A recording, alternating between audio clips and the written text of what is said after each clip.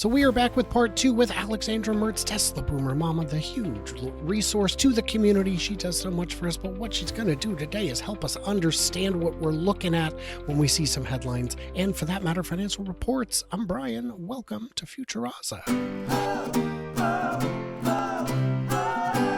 Here we Hi, are. Brian. Okay, so big day. My This new will, glasses. yeah, change. So, recently, there was an announcement that Tesla is looking to sell $783 million in vehicle-secured leases, basically, debts. Yeah. Tell me what this is and what it means. So they do this regularly. I mean, since I'm following Tesla now for 5 years, they've done this all the time. I think the biggest one I've seen was a 2 billion tranche. So what they do is they collect, when you lease a Tesla, you obviously have to show your credit rating. You have to, your credit score, sorry, for private people, it's called credit score. And then you reimburse over 2-3 years, however long it goes, your monthly payment. Now, this flow of money, the initial amount, the residual value of the car, and these monthly payments can be packaged in what is called an asset-backed security. And so the car, the underlying car, still belongs to Tesla, but the whole financial transactions can be repackaged, and it's been done. It very much resembles on what happened in 2008, right? Mortgage repackages, and it's actually financially stronger for cars than it is for mortgages. But they do it for all types of bundling of financial debts, and it depends on the credit score of the underlying lease holders and on the amounts that they are owing Tesla. So Tesla gets it off the books. Tesla is now no longer, The creditor. person that receives the money, the creditor, exactly. So it's off their books, as the whole lease line is off. It goes to this vehicle, to this asset-backed secured vehicle, and it's repackaged, re-rated by rating agencies, and then put on the market. So who buys this? Typically, it's money market funds, because it is restructured to then give you 3 months interest rates or whatever. It could be in different currencies, could be in all different things. I think that the Tesla ones are quite straightforward and easy stuff. So it helps Tesla to clean their balance sheet, to not carry retail owners credit risk anymore. So they don't have that. And Elon has always been very, very clear that they don't want to have that. They provide leases.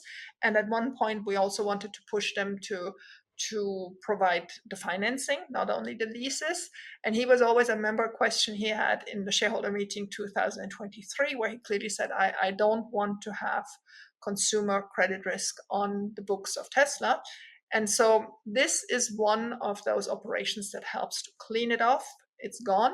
And now the astonishing thing is, and you will laugh about that, is that this trades like a AAA bond.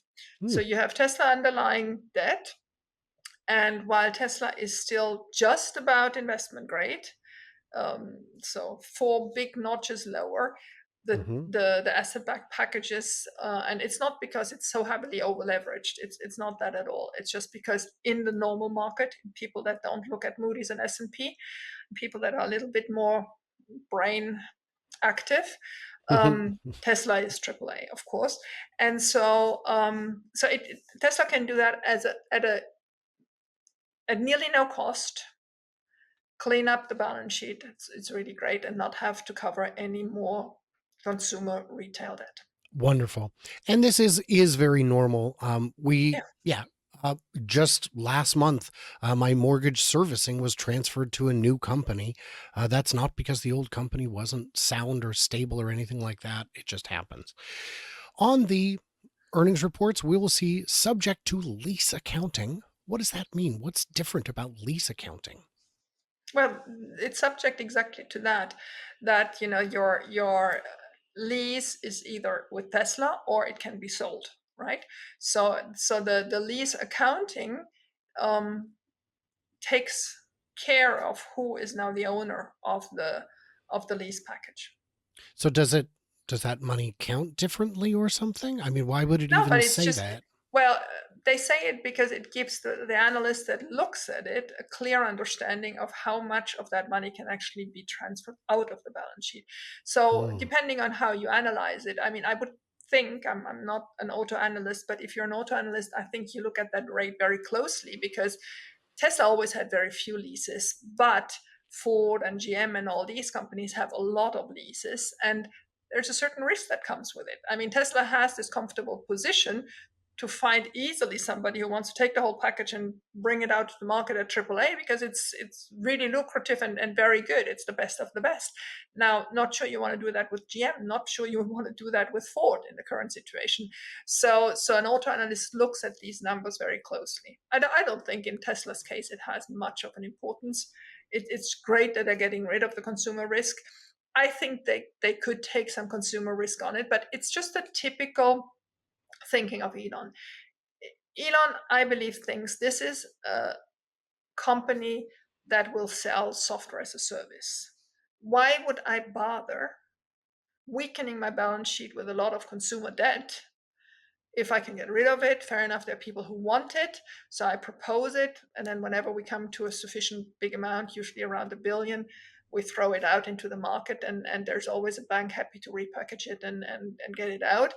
And it allows Tesla to stay focused on their main goal, which has nothing to do with lease management. Right. Yes, that's a very good point too. Uh, so FSD, if you purchase it today, 10 years ago, whenever, some percentage of that is deferred. The revenue is on the books. It's real money, but we can't count it Is it as half and half now? I think. Yeah, go ahead. that. Well, that's my question: is how much of it do we think? Do we even know how much it remains Yeah, deferred? I think we know, but I don't know out of my head. It's been a quarter at least that I looked at it. I think it's half and half. I think half is recognized and half is still deferred. Hmm. I think they slowly moved up to half, but I would have to check that. Um, Obviously, there will come the moment, and that could be 10-10, who knows, where once it is now fully operational, and once you consider this now as a risk that Tesla may want to take on also insurance wise, that's a whole other subject, right? The whole other subject is, okay, so these cars drive by themselves. So what happens if there's an accident? Who, as soon as it's not supervised anymore? So and that will be the moment where they can recognize all the rest. I mean, the sad thing about this all is that if they would have just been able to, they were not, but if they would have been able to just recognize it as the money came in, they were not, because it was on this promise that it would work one day, so it had to be deferred. But then it would have been considered a regular revenue, right? Now, because it was deferred, whenever we finally have another tranche that can be recognized, the whole financial market goes, oh, that's a one-off.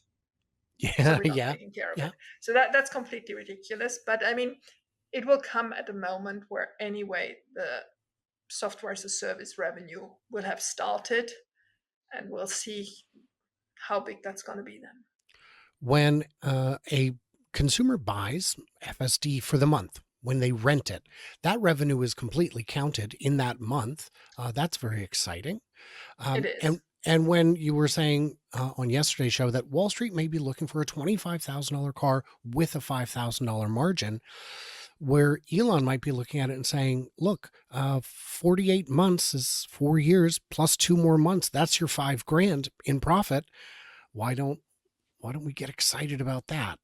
But I think a lot of Wall Street analysts don't get it. Just don't get it. Don't get it That yet. is it. That Uh, is it. And I think there is also the other type, that believe that fair enough if Teslas are the first ones to drive by themselves, but all the others will catch up. And then mhm. it will not be something that you can sell at $99 a month anymore. Which, I mean, good luck to them, because I think that's the completely wrong Well, approach. no, it's completely true because, once SpaceX started landing rockets, everyone has since Sure, started using them. sure, Mm, especially the Europeans. I remember you. no You're right. one's, yeah, no one's landing rockets yet. So, and it's right there. You can see how it's done. There's no secrets. It's just hard. And FSD Yep, is the very, same. very hard.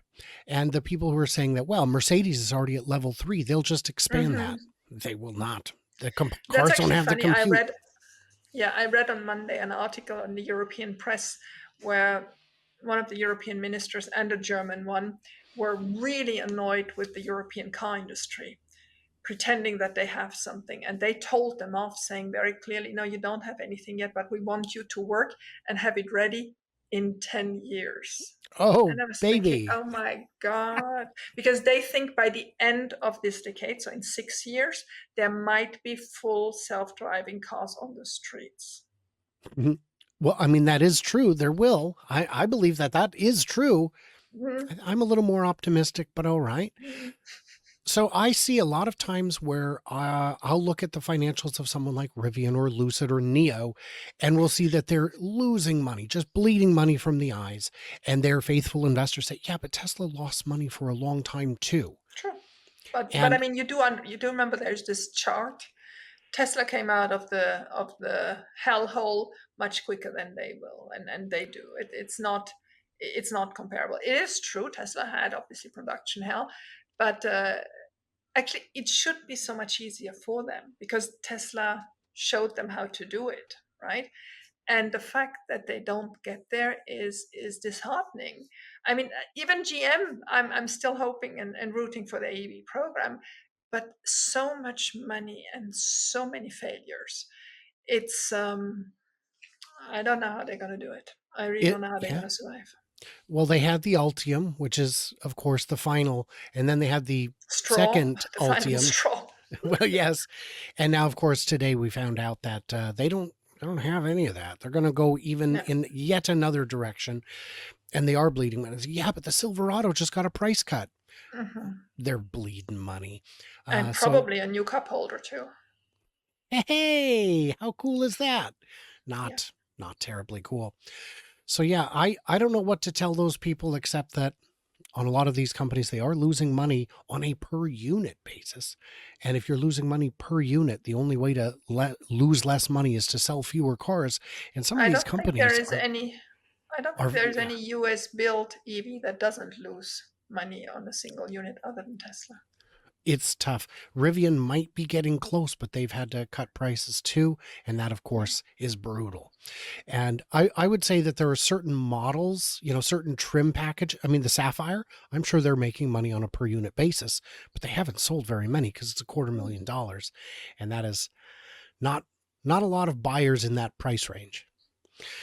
Alexandra, thank you so much for coming back and chatting with us, making us a little bit smarter once again. This has been very exciting and very fulfilling, and we got a lot of answers. If you guys have questions, leave them in the comments, and maybe we will address those at a later date. Thank you so much. It's been a pleasure. Yeah. And everybody else, like, subscribe, do the usual. You know what you're doing, and stay tuned, stay juicy, and I cannot wait to hear from you, clever robots, on the next one.